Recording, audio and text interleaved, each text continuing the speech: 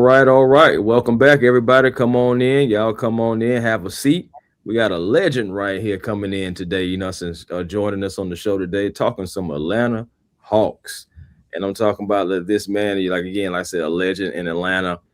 He's come across your airways for multiple decades, just doing his thing. We have the voice of the Atlanta Hawks, Steve Holman, joining us today. Steve, how you feeling? Great, thank you. It's almost that time. We only have a few more weeks to go. I can't wait for basketball, man. Smitty, how you feeling? Yeah, great. Feeling good, man. Feeling good. Another day, another dollar, man. The sun is out. It ain't raining today. Well, raining yet. So we doing good so far. Let's give it a time. Give it some time. Yeah. Yeah, just hold off. Yeah. Just hold off on it. Oh, man, Steve, I have to, first of all, congratulations to you. If I'm not mistaken, this is the sixth time that you of a Georgia Sportscaster of the Year from the NSMA. Wanted to make sure I get that correct. Right, but National Sports Media Association, right? Yeah. Right. So I wanted to get that correct. But this is like your sixth time, and no matter what level it's on, I want to know: does winning ever get old, or does it just feel different each time? No, it always feels like it's new again. And the thing about that award, the Georgia Sportscaster of the Year, is that it's voted on by, other sportscasters in Georgia and other members of that National Sports Media Association. So I always think that means a little bit more, to win that one. So, it's a nice surprise after all these years to get it again. And it's nice to know that people are still thinking about you. Oh yeah, I mean, hey, one thing about it, you're applying pressure all the time on them, so you can't not know about Mr. Holman at all. What Facts. you got to do? Facts. Speaking of media sports, 41 seasons. I'm 42. If we make it a few more weeks. Right. So, and I'm 47. So you've been around a while. What's I most remember when intriguing? you were a 5-year-old listening to the games. Oh boy, that's it. Yeah. I wouldn't even thought of it, man. And Chris talked about earlier. Does anything change? What are you most intrigued by going into this season for the Hawks? The draft is passed. Summer league is going. We're looking at what's going on with this team transforming. What are you most intrigued about going into this season? Well, I think what intrigues me the most is to see how everybody reacts after last season and getting their feet wet in the playoffs. I think that was very important for our young guys. Especially, I think it was very important for Jalen to have that experience to go into the playoffs. If you remember when the season started, he was not the first option or even the second option. And then all of a sudden, when Trae got hurt and the trades happened, and now Jalen becomes the man all of a sudden. So he had to adapt to that role during the season, which he did, fantastic. Agreed. But it's always different when you get to the playoffs. And everybody says that's been there. They say you have to lose before you can win. I think that's like before you have to walk before you can run. I think it's the same type of thing, really. So I'm really intrigued to see how Jalen responds to all that. And the other young guys that were in the playoffs for the first time. Of course, CJ's been there, done that, so I'm not worried about him certainly. But I think it's going to be fun to see, and I really think the addition of Lou Dort is going to be tremendous. Not only on the floor, with his defense and his toughness that he brings to the table, which I think we've needed. I think just the whole locker room presence of not only him, but Aaron Wiggins, too. Two guys that have rings, and they've been there, and they've been in a championship series, and they know what it's like. So I think that's very important. I think the chemistry part's going to be very important, too, to see how long it takes everybody to gel and get used to each other, because there are going to be a lot of new faces out there. Not so much maybe, in the starting five and our core five people, but, the bench guys are all going to be different and different roles. So it's going to take a little while, I think, for it to all come together. And training camp, they basically only have a week in training camp before the first preseason game, which is October 5th. So the guys I know are doing a lot of stuff on their own. I think there were a bunch of them up in Toronto last week, working with the guys from Canada, Nikhil And I think that's a good sign that the team is kind of bonding together. And I think they're going to have another one of these trips before training camp starts too. I'm not exactly sure where it's going to be, but a whole bunch of them are going to be together. And I think that's so important that this team is really starting to come together here in August, and not waiting until October to get it going. Absolutely. I honestly just piggybacking off of that, can we just talk about just the savvy already of Anzi Saleh and the awareness just to say, oh, let me go pluck a couple of guys from a championship team that has to make some moves, get under these different caps and everything, and these aprons, should I say, not caps, but these aprons and everything. But to go snatch Lou Dort. Now it did cost you Zachary Ricochet, but at the same time, hey, you got to make the moves when the opportunity arises. And you go get Lou Dort, you go get Aaron Wiggins, two guys, like you said, have been there before. Can we just talk about just the savvy of Anzi Saleh just playing chess and not checkers? Yeah, exactly. Anzi has, one of the great things I think about Anzi is that he's not afraid to make deals either. He's going to swing for the fences a couple of times, and everything so far has worked out. I mean, he's taken some chances with some of these things that he's done. But I think he has a plan. He and Quinn working together. I think they have a vision of what they want and the kind of players that they want. And I think it's really starting to shape into Anzi and Quinn's team right now. And I think the whole Ricochet thing, I think, he's a good kid. I think he's going to do okay. But it was probably good for him to go and move elsewhere, because I don't think he really ever assimilated into the whole group here, and it was a lot for him. He was 19 years old, coming to a new country, and had to learn the language and that kind of thing. So it didn't work out for him here, but I'm hoping that it will. But that was it was kind of a ballsy move for Anzi to make that. Agreed. And speaking of Anzi, I'm gonna go to the coaching side of things. Playoff appearance last year. Turned things around, had a very good season last year, especially the second half. They brought more players in to fit what Quinn likes to do.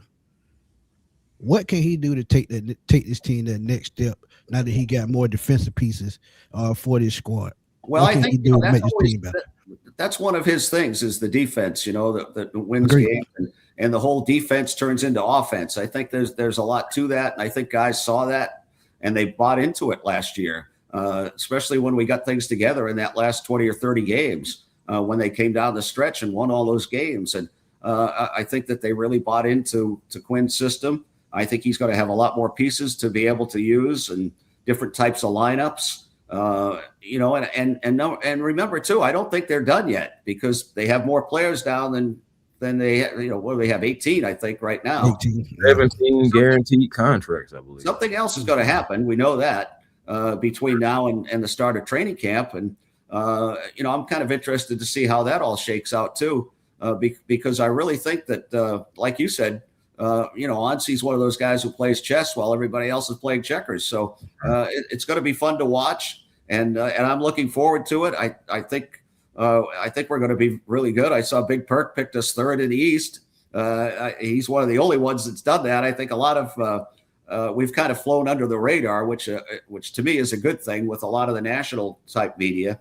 They don't see a big giant name in front of them with us right now. So I think that's one of the reasons they've picked some of them have picked us down lower, 9, 10, 11.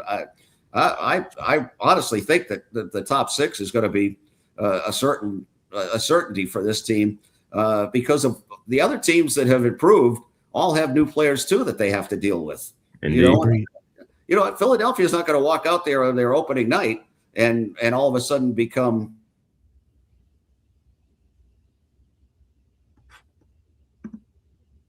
players. A lot of age groups on that team now, including LeBron at 41, 42 years old. So it's going to take them some time too. So it's going to be fun to see and what Miami's going to be doing, see how long it takes them to get together. But I think we're going to be right there in the mix in that top part of the Eastern Conference.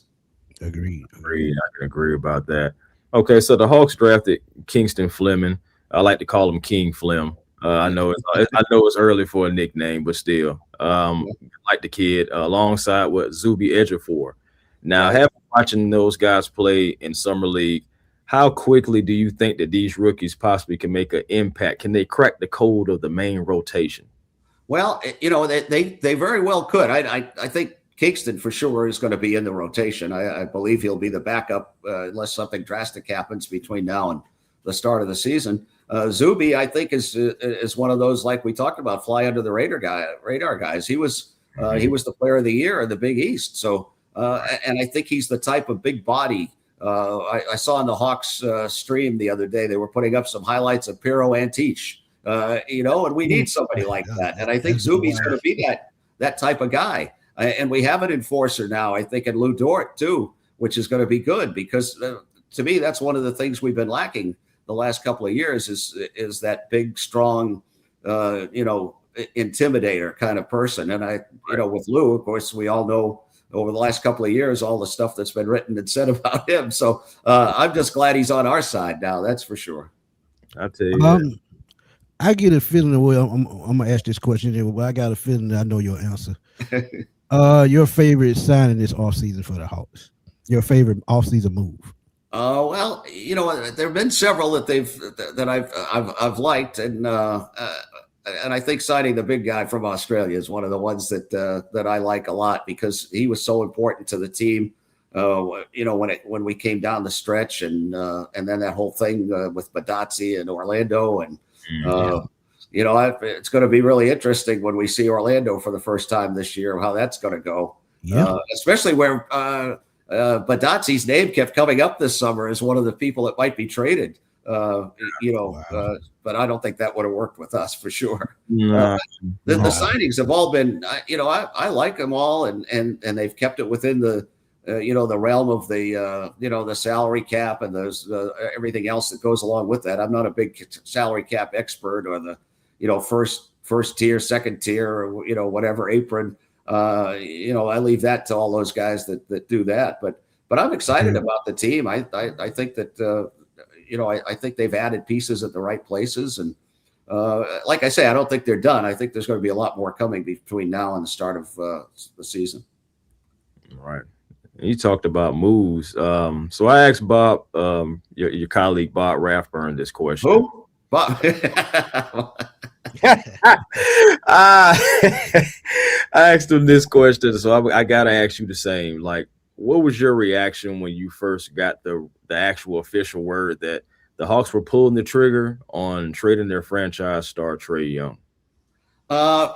It's interesting because I think at the time that it happened, I think, we were kind of all prepared for it, ready for it.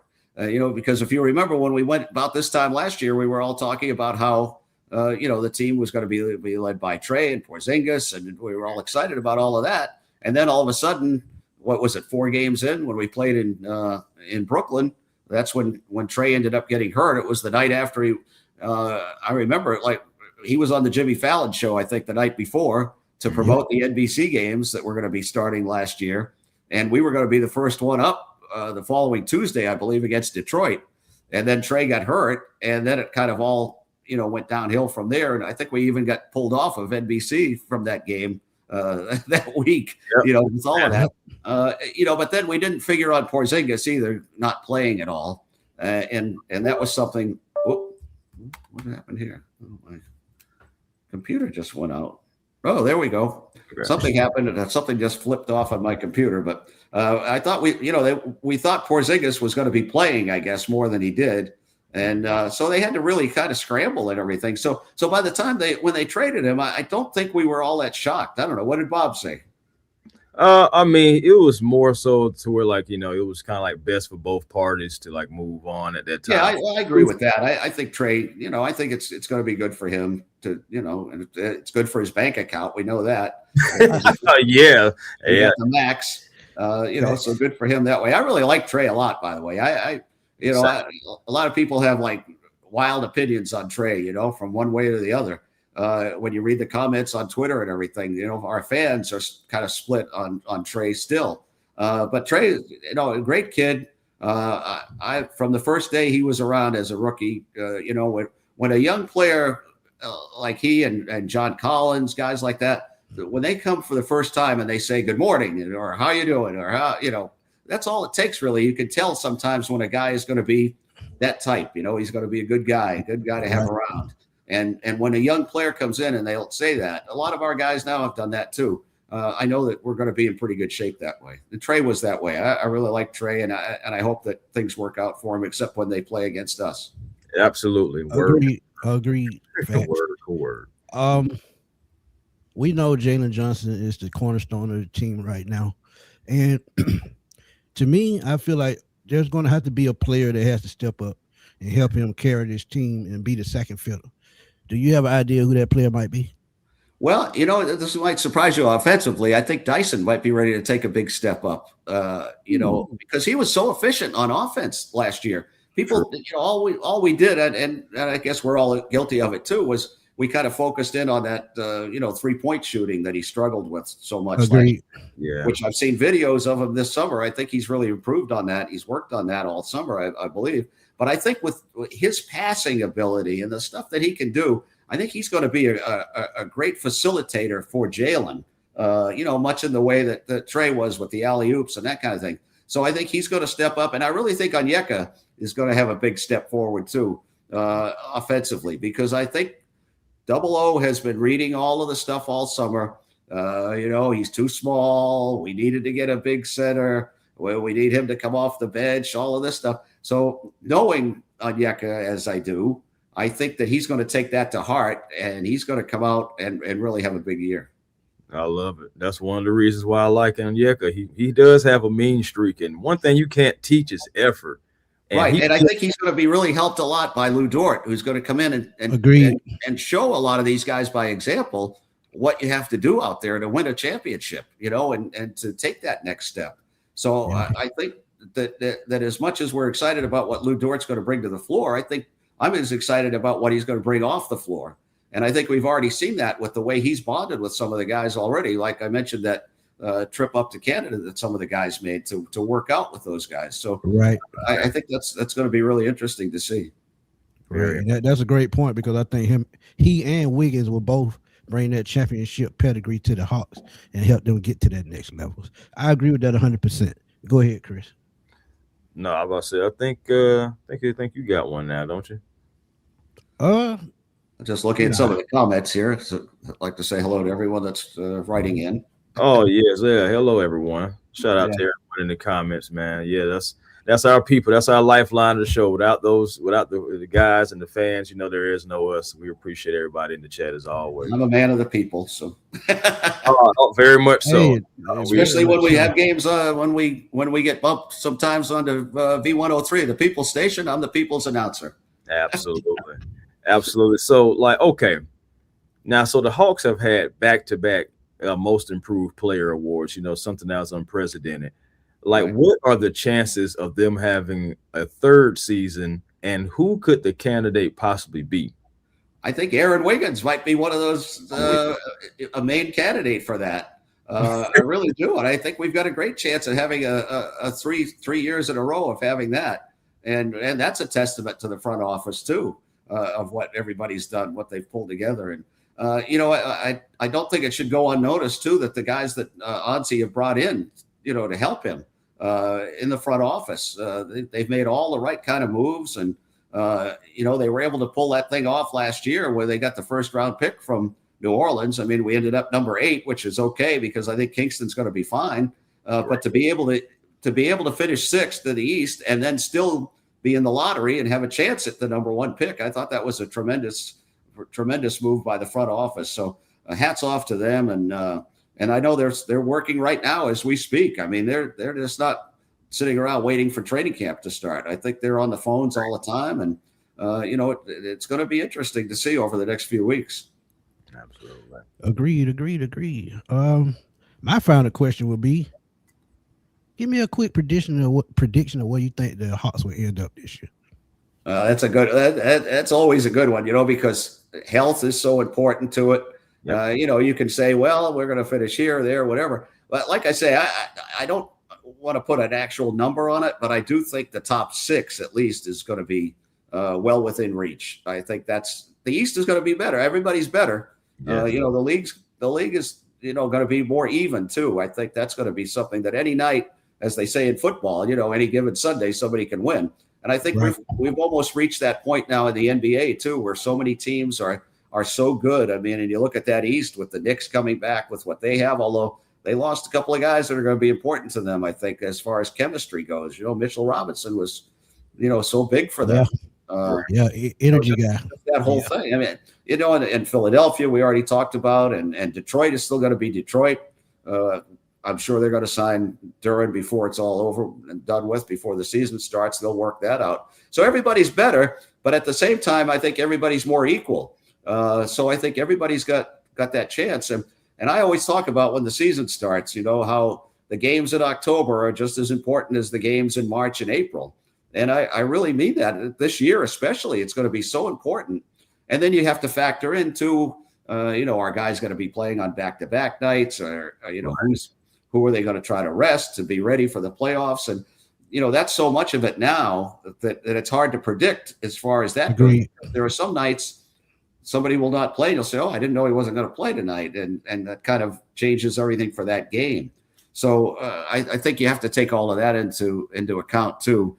Because back in the day, as we say, when Nick played and all those guys, they all played 82 games, 80 games. Yeah, that was just a different time. Nobody thought about resting or any of that stuff. So it's different now. And a lot of it, like I say, will depend on injuries and who's healthy when the season ends.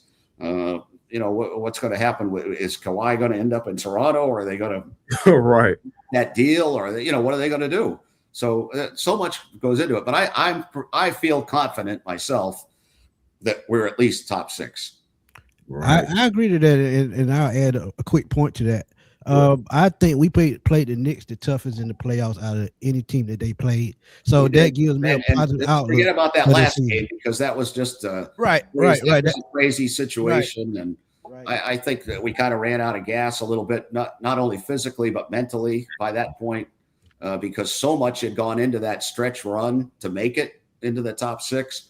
And then just the adrenaline part of it, going up 2-1 against the Knicks. And I think really, I've said this before too, I think the Knicks should really, give a ring to the Hawks too, because they changed everything after we went up 2-1. And if they didn't change their whole game plan, we probably would have won. We might have won. Yeah. And just to piggyback off of that as well, not necessarily like the Knicks thing, but I'm excited about the fact that same lineup that kind of, that went on that win streak, that finished the season strong, we can start off this season with that lineup. And I'm interested to see how far the Atlanta Hawks can go with that type of chemistry, having that lineup from the start of the season more so than the back half, Right. They do have the advantage too of they've been together now for a little while. Not as long as we would like, certainly, but as opposed to these teams that have brand new guys coming in key positions, I think we're going to start the season with our starting 5 is going to be pretty much intact. So that might help us early. Agreed. So I do have 2 final questions. First one, just popped up honestly when we was talking about just the different guys and the different lineups that we're going to have.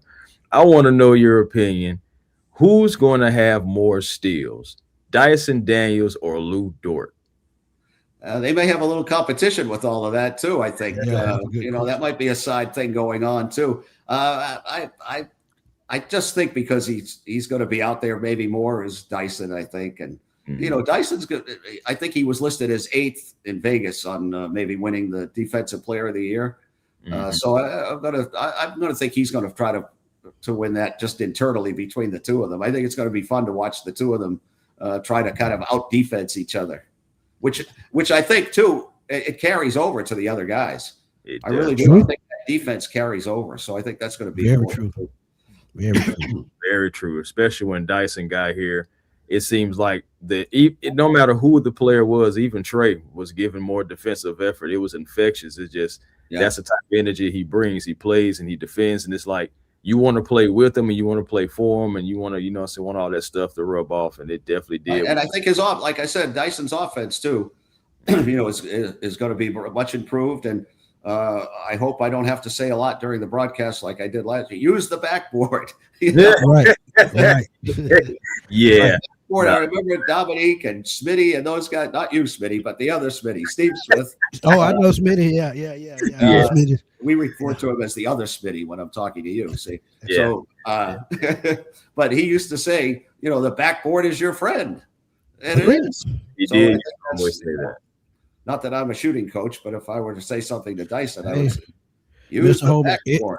Mr. Holman, it helped Tim Duncan a long time. Trust me. Yes, the backboard is your friend. My goodness. Yeah. But last thing, the Hawks did release about the cup nights and everything that we're going to have, and it's funny. I see the first opponent. all the teams are, they're familiar. They're going to have familiar faces, but they have new players and everything as well. But you have November 6th versus the Washington Wizards, and then you yes, I wonder who's on that team that we know. Yeah. Well, I'm just like it's just going to be exciting because you have the cup, so you gotta try to win to to continue to advance and everything, and to have that be your first opponent. Like, how exciting is that? I think the guys have kind of taken to this cup thing too a little bit more than they did when it first started. Agreed. We went to Vegas 2 years ago. That was fun, and I think the guys enjoyed that we made it into the semifinals. I guess they've changed things a little bit this year on the formats and all of that, but it's fun. I think it's something that when the season gets rolling, that it's something good for the players to kind of refocus on too. So I think it's going to pick up. Agreed 100%. Agreed. Indeed. Okay, let me see. One more question is about the center position. Double O, I know it's probably going to be a starter. Who's going to fill that number 2 role? Well, it's going to be interesting to see. I'm not sure what they're going to do between now. We may add another big guy. Who knows?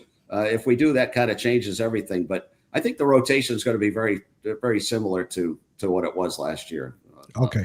With all of that. So. That's fair. Let me see what we got. We got a little question here. It says DBG says, I love Double O and agree with Smitty on the point of someone helping JJ on the load of the offense, having all around big to help Double O, especially rebounds and shot blocking. What do you guys plus Mr. Holman think?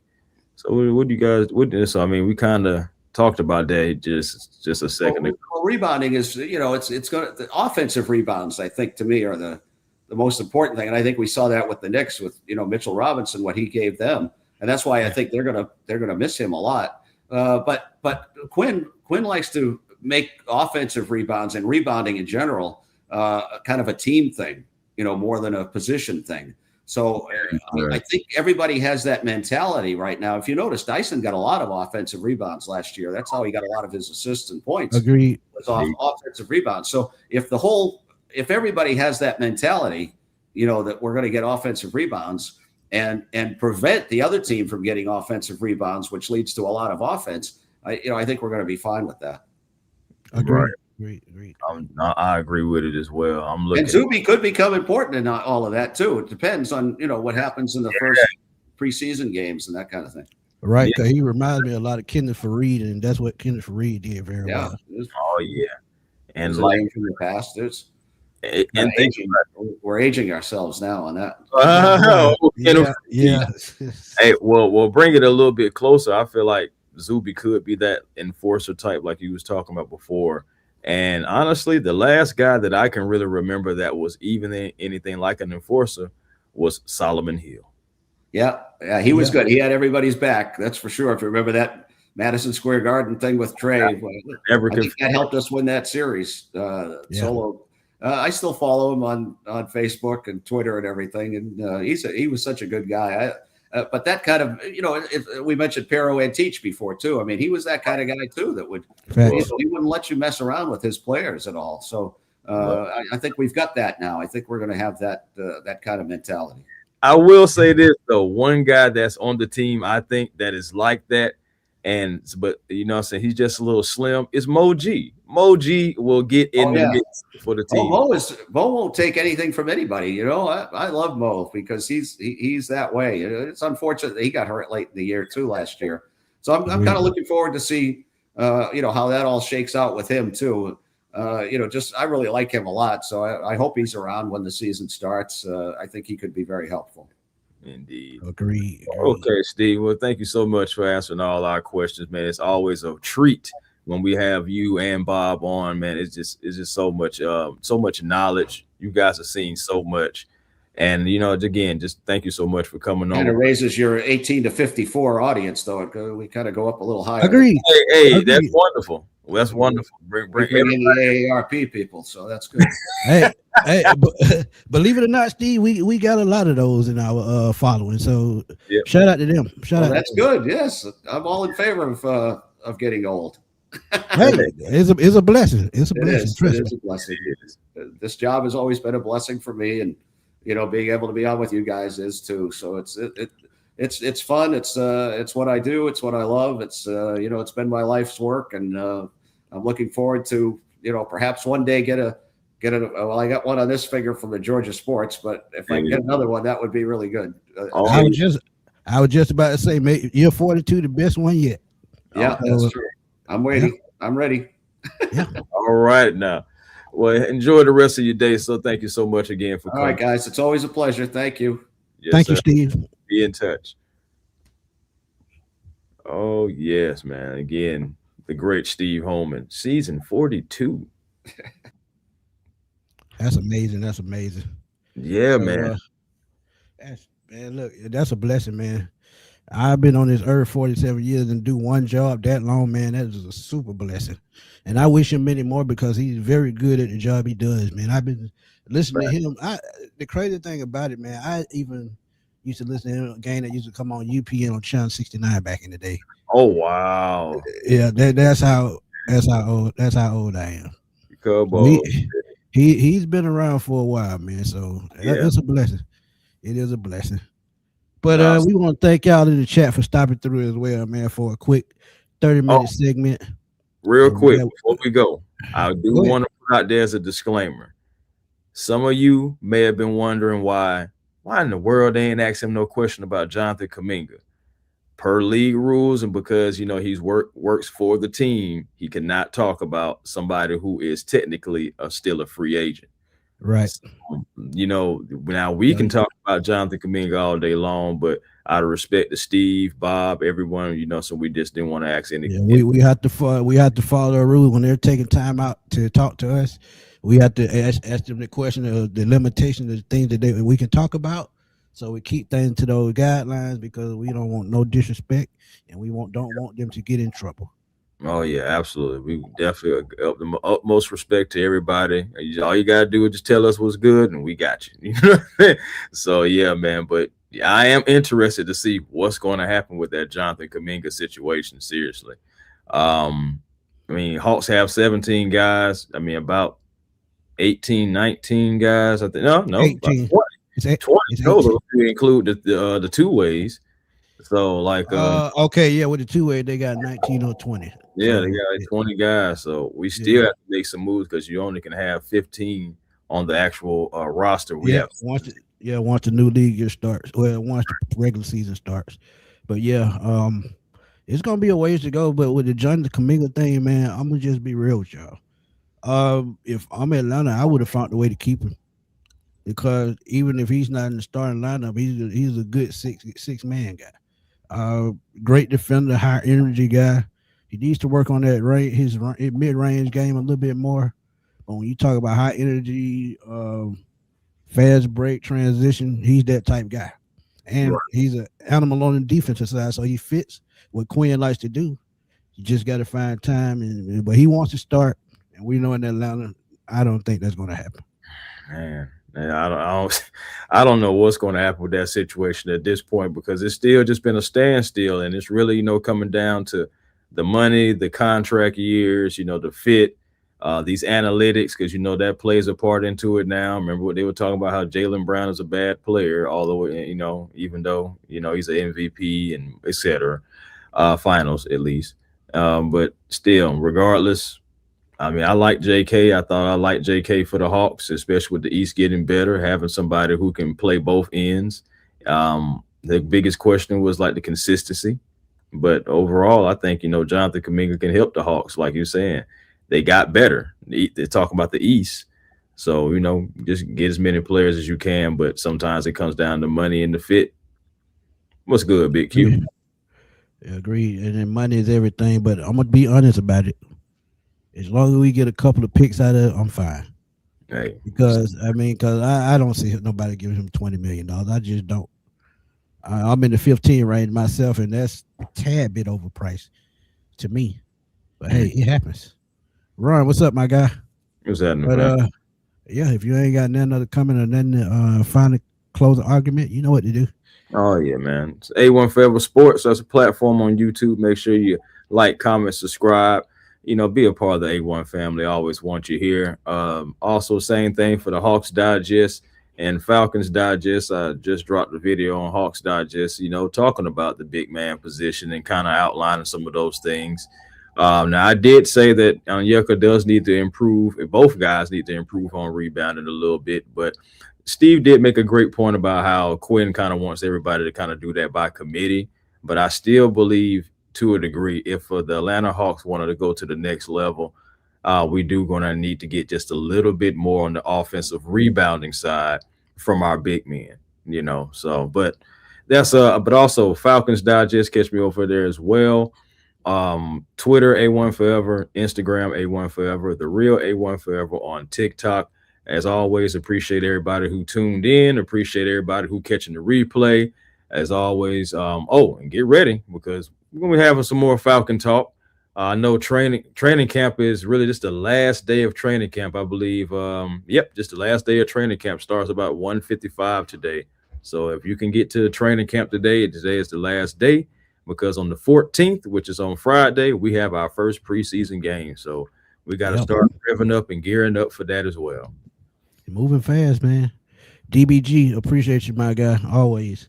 Yes, man, look, another great show. We came up with a topic we may jump on tonight. I'm praying we do, but we don't know what time. We got a topic, and y'all going to enjoy it. And the concerns, and as I said on yesterday's show, we're going to dissect what Roddy White has to say about the Falcons and how they can win. And he has some strong words, and a lot of stuff I agree with, and some of the stuff I had a tad bit pushback. But I'll give y'all my thoughts on that later on tonight. But in the X Factor tonight, we're going to try to do something, Q. We're going to try to do something. But yeah, I know you can't wait on that X Factor. A lot of y'all like those preview shows, so so we got to see we can work something out. We working on preview show to have guests on every show. We may not, but we trying to have every other teams and things like that. We working on it, so trust me, we're gonna give y'all the best we got. But find me right here on Smitty Sports Machines as always, man. Giving y'all the latest, greatest news and my thoughts on Atlanta Falcons headlines. Also catch me on TikTok and Twitter because I'm everywhere, man. I'm always over there blowing it up on Twitter at FatBoySlam_21. Yeah, another great pop-up show. And again, shout out to Mr. Steve Holman for coming through talking Hawks basketball. And shout out to Chris, man, for putting in the work to go get him. Well, not go get him, but to, get him to come on the show. Shout out to Chris, man. Y'all go show him some love on A1 Forever. And if y'all can, man, over there, go to get him a super sticker. $5, $10, don't matter, man. Just go show him some love, man. Please. $2, $1. I'm cool with all. I agree. I don't really ask for much. And the crazy thing about it, Chris, I say $2 all the time because, hey, you buy a $2 lottery ticket, it can change your life. So $2, hey, just saying. It is what it is, man. I appreciate everything, man. But yeah, man, we're going to get on out of here, though, man, because Chris got to return to work.